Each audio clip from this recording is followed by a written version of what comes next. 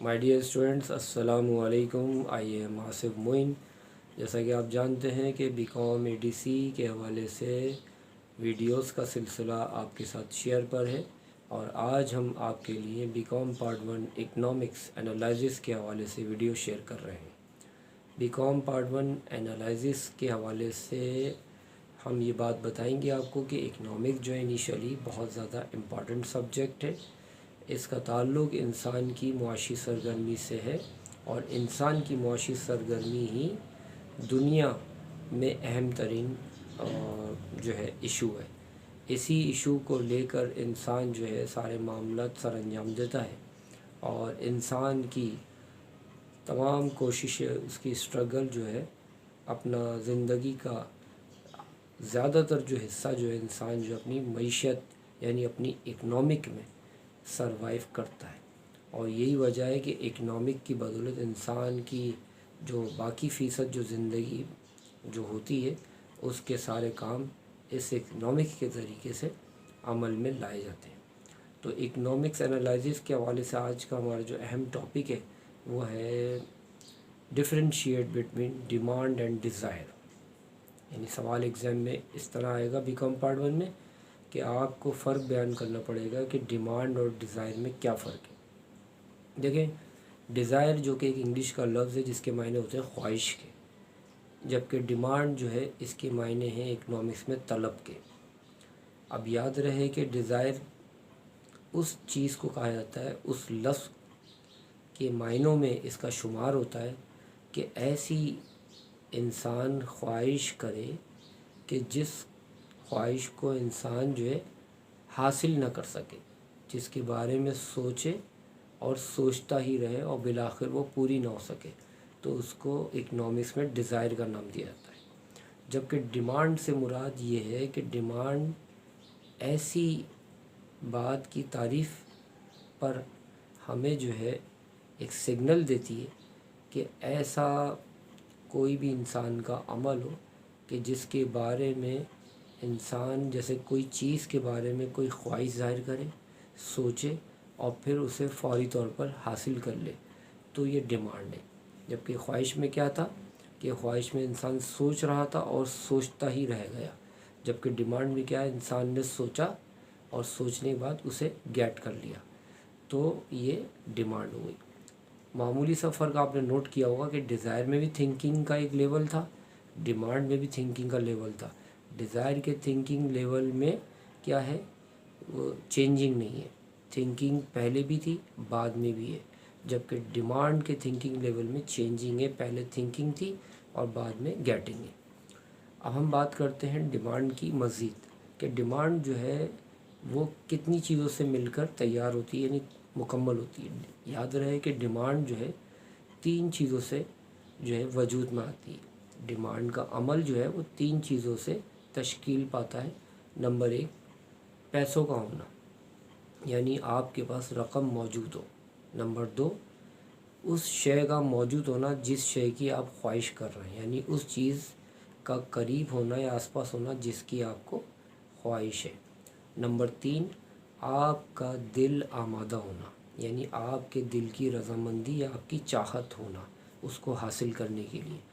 तो ये 3 अगर चीज़ें एक ही वक्त में एक सारिफ़ यानी एक कंज्यूमर के पास मौजूद हों, एक कस्टमर के पास या कंज्यूमर के पास या एक सारिफ़ के पास या एक परचेज़र के पास, अगर ये तीनों किस्म की निशानदेही मौजूद हो रही हैं और ये तीनों चीज़ें एक ही वक्त में मौजूद हैं, तो फिर ये समझ लिया डिमांड का अमल है। मैं आपको एक इलस्ट्रेशन यानी एग्ज़ाम्पल के ज़रिए आपको इसे समझाने की कोशिश करता हूँ। मिसाल के तौर पर आपका किसी चीज़ को जो है ख़रीदने का दिल चाह रहा है और वो चीज़ ख़रीदने के लिए आपके पास पैसे भी हैं, तो एक नंबर बात तो ये मुकम्मल हो गई कि आपके पास पैसे हैं। नंबर 2, वो चीज़ की वो जो आप सामान ख़रीदना चाहते हैं उसकी शॉप भी अवेलेबल है, ये बात भी मुकम्मल हो गई। नंबर 3, और आप इसके बारे में मुकम्मल तौर पर आमादगी का इज़हार भी कर रहे हैं, यानी आप इसे लेना भी चाहते हैं।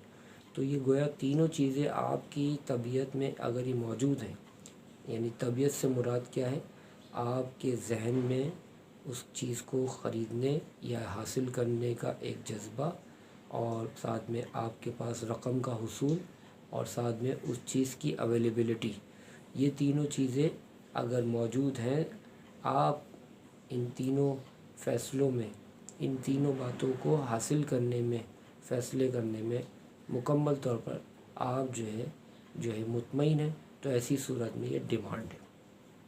लेकिन ये अगर इसके बरक्स, अगर आप फ़र्ज़ करते हैं आपको एक मोबाइल फ़ोन ख़रीदना है, अब आपका मोबाइल फ़ोन ख़रीदने का बहुत ज़्यादा जो है ना ज़हन है, आप इस पर आमादा हैं कि किसी तरीके से मोबाइल आप ख़रीद लें, ठीक है ना, और इत्तेफाक से मोबाइल की शॉप भी मौजूद है कि आप मोबाइल ख़रीदना चाहें तो मोबाइल की शॉप वो भी अवेलेबल है।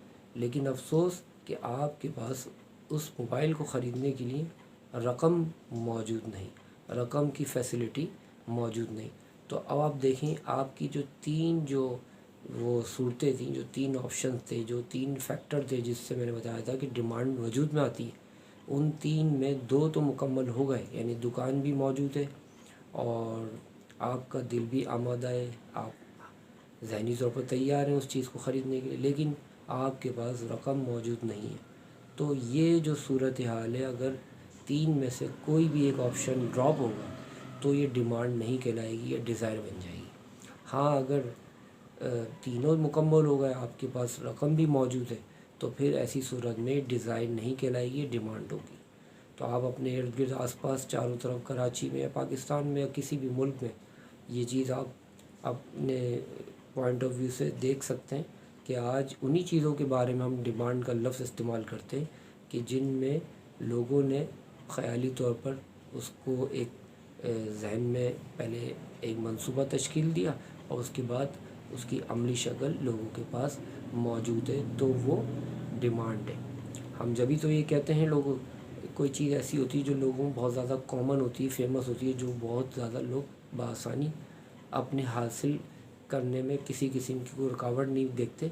जैसे कि मोबाइल फ़ोन के बारे में बात करते हैं कि हम ये कह सकते हैं मोबाइल फ़ोन की बड़ी डिमांड है, हर एक के पास मोबाइल होता है। तो डिमांड का मतलब क्या है, मोबाइल फ़ोन के हवाले से तीनों रास्ते क्लियर हैं, यानी पैसे भी हो जाते हैं मोबाइल फ़ोन के हवाले से, और मोबाइल फ़ोन की शॉप भी अवेलेबल होती हैं, और मोबाइल फ़ोन ख़रीदने पर दिल भी फ़ौरी तौर पर तैयार होता है, जहन भी उसको एक्सेप्ट करता है।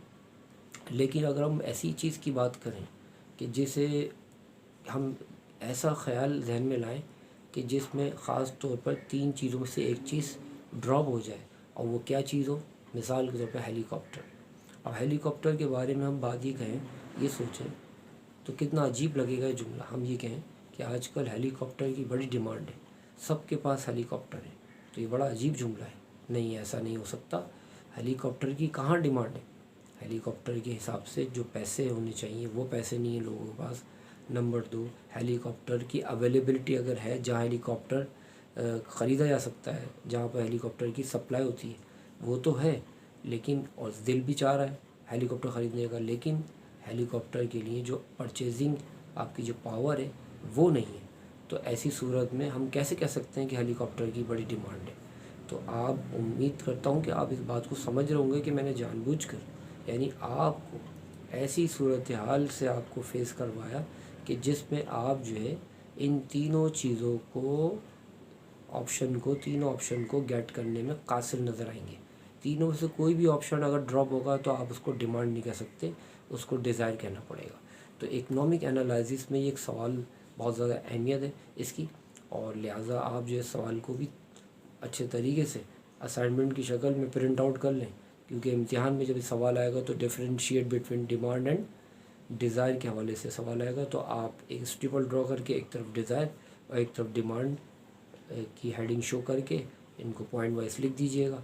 अगर आप चाहें तो पॉइंट वाइज लिख दें, अदरवाइज़ एक और तरीका है कि आप इसको जो है डिमांड को अलग बयान करें और डिज़ायर को अलग बयान करें, इन द पैराग्राफिंग कर दें, अगर पॉइंट वाइज नहीं करना चाहते तो बहरहाल दोनों सूरतों में आपका जो असल जो मकसद है वो कॉन्सेप्ट है।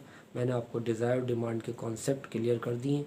अब आप किसी भी वे में काम करना चाहें आप कर लें, लेकिन आपके लिए इंग्लिश अच्छी होना बहुत ज़रूरी है, क्योंकि अगर इंग्लिश अच्छी होगी तो इकनॉमिक्स जो लोग इंग्लिश में देना चाहते हैं उनको ये बातें इंग्लिश में बयान करनी पड़ेंगी according to the correct grammar. और जो लोग उर्दू में इकनॉमिक्स का पेपर अटेंड करेंगे तो उनके लिए कोई प्रॉब्लम नहीं है, वो जो बातें मैंने बताई हैं उनको बआसानी वो आंसर में लिख सकते हैं।